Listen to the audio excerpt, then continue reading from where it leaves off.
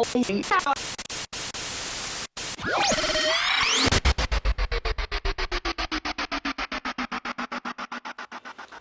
Variste. I'm from Miami, Florida.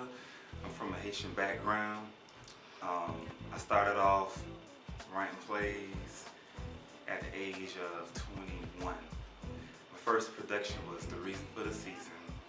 It was more of inspirational church play. Well, Variste, wow. As a young child, I was not an ordinary child. You know, I always felt like I was the black sheep of the family. I was always different, you know, from the rest of the family. My mom knew I was different. When I was going to school, I was talked about in school. There was a lot of rumors about me. I cried every day. I thought about suicide plenty of times. As I got older, it got worse. I even attempt to commit suicide one time, you know, but I say thank God. That's what actually draw me to God, you know, knowing that I could have committed suicide, but at the same time, that night of December 31st before New Year's, my mom went ahead and said, you know, she's not going to go to church because something in her spirit told her not to go to church. And I finally go to church, and it was a prophet. I never really believed in prophet. You know, I thought it was fake. I didn't think it was true. But this guy was telling me that, you know, that the enemy wanted to kill me and stuff like that. And mind you, this is the night before I was going to commit suicide. And from there, I knew it was a God. From there, I knew that his messengers are real. From there, I knew that God is telling me something. And from there, he spoke words into my life. He told me that God have a great platform for me, that I'm going to go to the masses. Once the God spoke into my life, I kid you not, my senior year, I was popular. I was Mr. Miami Edison. I was doing work for State Representative Frederica Wilson. I was organizing protests.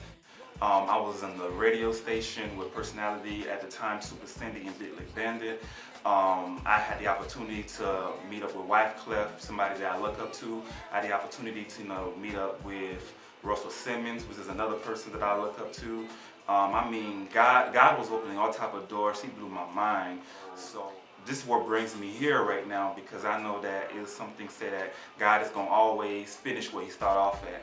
And I feel like that's where he started off at in my life, which was good. You know, that was not negative, because in my life I was always in the dark. It always felt like I had a black cloud over my head. I felt like I have so much that I have to tell. You know, I feel like my experiences is something that I need to use to allow that individual that's going through what I used to go through, that they can also be a survivor and they can conquer their fears and their giants, perhaps. It all started off when I was young. I was always doing creative writing back in school, but I never took it serious. I never thought that I had the talent for it. And finally I went to college, and I started writing stories, and my teacher loved the stories, and they always told me I had the talent.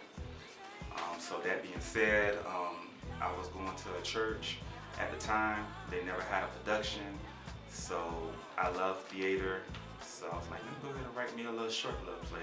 So I went ahead and wrote me a play. It was within 1 page long, and a girl named Jessica Coleman. She told me this play should be an hour-and-a-half play, you know. So from there, I took the advice, and I wrote the play in 3 days. You know, I was shocked. People got saved. People were touched. People were inspired by the play. And from there, I knew that this was a God-given talent. My next production that I'm currently working on right now is called Church Hurts. This play, I was inspired to write this play because of my personal experience with the church. I went through some pain. I felt rejected. I felt condemned. So at first I just wanted to give it all up. I wanted to throw the towel. I didn't want to write anymore. I wasn't getting the support that I thought I would have. So it was just a lot of hurt. So later on I took that hurt and I put it into a form of a play. And I found out that I'm not the only person that's dealing with this hurt. You know? So there's a lot of other people that's dealing with the same hurts as well. So this is what the idea come from. Church Hurts. So a lot of people will be inspired by that play because it is real, it's reality, it's not fake, it's not made up. So, and a friend of mine once told me before, you know, you just gotta be able to test the spirit by the spirit. So I prayed to God. So sometimes you gotta know God for yourself, and God told me, nah, I want you to come out with this play. And from all that trouble and all that hurt, it actually allowed me to come with church hurts, and that's where church hurts come from. The connection between God and people is that we was created by His image. So that means that, you know, when God created us, He gave us that mindset that we can do whatever we want to do. We can pretty much, whatever we put a mind into, we pretty much can accomplish it. So it don't matter what people say we can do. Church is like going to a hospital, you know, because some of these churches are being ran like the county hospital. So some of these doctors are prescribing the wrong meds. They are writing the wrong prescription. They are diagnosing people with the wrong illness. At the end of the day, church is still good, because if it wasn't for church, I won't be who I am today.